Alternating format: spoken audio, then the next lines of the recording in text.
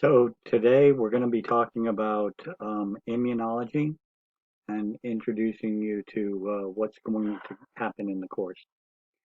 So,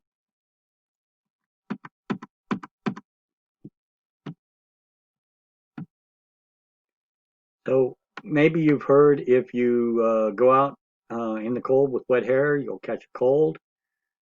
This is probably left over from the miasma theory of disease, which was a Galen um, theory from ancient Greece.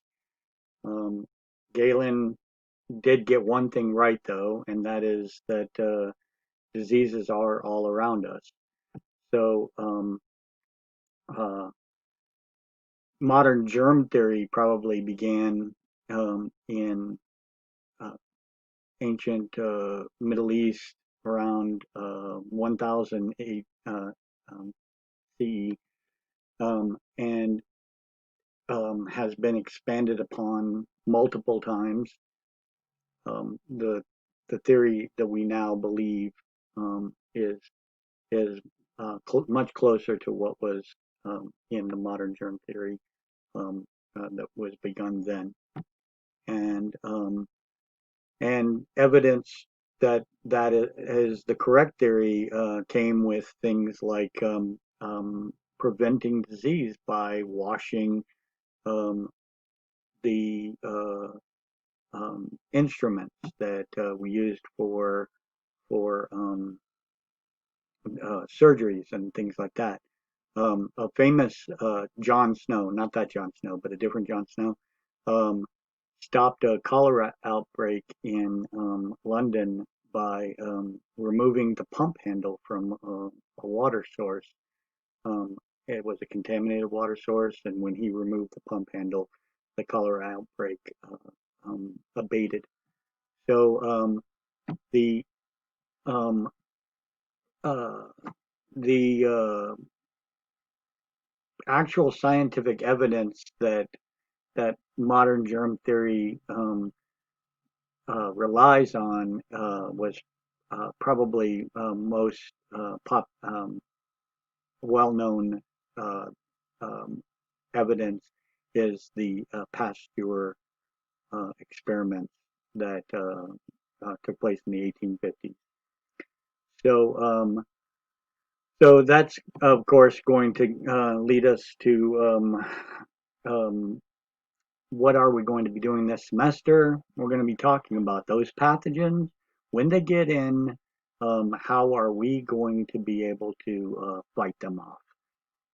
And so the cells that are involved in this are going to be um, uh, coming from the hematopoietic stem cells of the immune system. The stem cell divides um, forever; they're immortal cells, and differentiates into one of two kinds of cells: the common myeloid progenitor or the common lymphoid progenitor. The common lymphoid progenitor will lead to probably the cells that you most uh, um, associate with immunity, the B cells and the T cells, as well as a couple others like the natural killer cells, the um, um, the ILCs, which are immune-like lymphoid cells, um, and the dendritic cells. The myeloid progenitor cells will differentiate into erythrocytes, platelets, also dendritic cells, and then a whole bunch of the innate immune cells like the granulocytes, the neutrophils, the eosinophils, and the basophils, as well as other uh, innate immune cells like the macrophages and the mast cells, which are famous for making histamine. So these are all of our players. Um, I admonish you all to go to the individual page on the website for each of these cells and read it's fairly brief, maybe a page each for each of these different kinds of cells to get familiarize yourself with each of these kinds of cells, um, and that will make this journey a lot more comfortable for you. I'm sure. Um, so so some of the things that we're going to be talking about this semester is the innate immune system and its mode of action, the adaptive immune system and its mode of action, and where those two are synergistic or um, um, where there's an association between the two.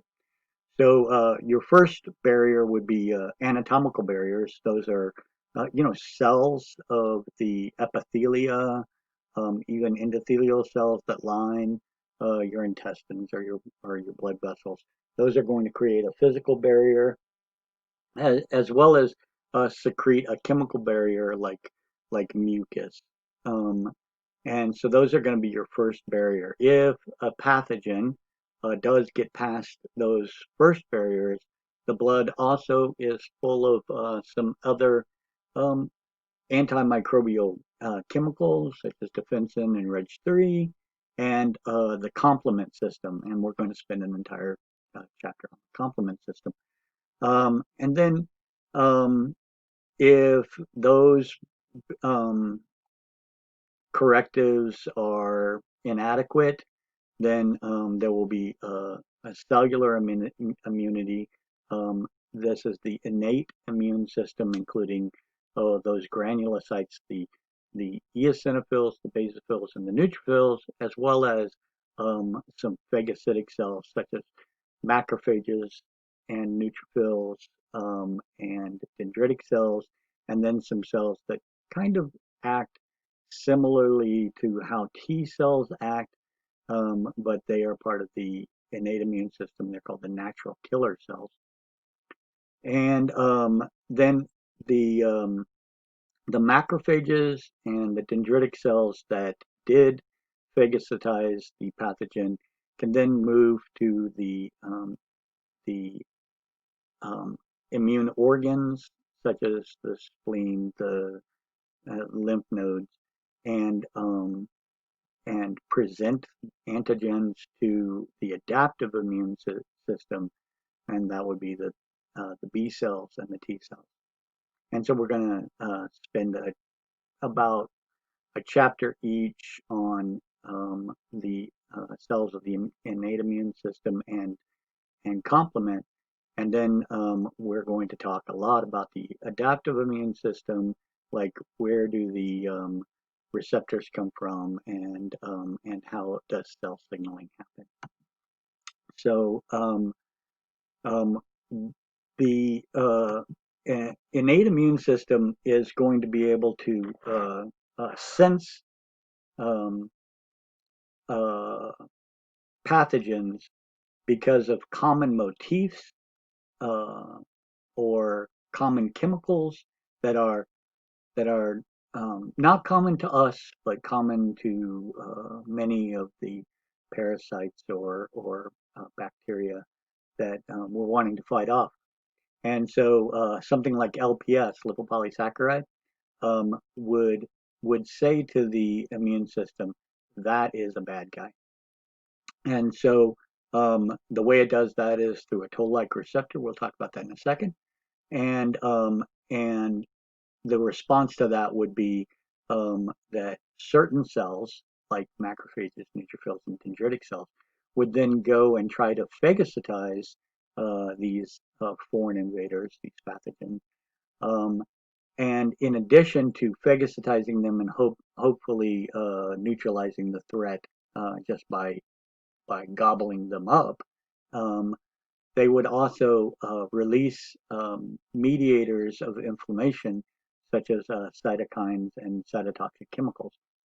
Um, these cytokines would then go to the target tissues, such as like the endothelial cells of the blood vessels, and have effects on them, um, and maybe recruit some some other um, cells of either the innate immune system or of the adaptive immune system to try to kill the pathogen or neutralize the threat. Um, so so depending on which one of these barriers is effective, um, the response can be fairly quick, within minutes, but it could also take days or even weeks. Um, so the the good news is that the thing starts working in minutes, but the bad news is that its effect is only for days. Whereas the things that take longer to react, their effect can be much longer. Um, for instance, many of you have been immunized um, against, like, say, the herpes virus varicella, which results in chickenpox. So you got that immunization if you did get it. You probably got it when you were very young, but you still have immunity to chickenpox today because of memory. So it can be a lifetime um, immunity. So so again, the hematopoietic stem cells are going to have two different lineages. One of them is the myeloid lineage. The common myeloid progenitor cells um, divide into the granulocytes and the macrophages and neutrophils.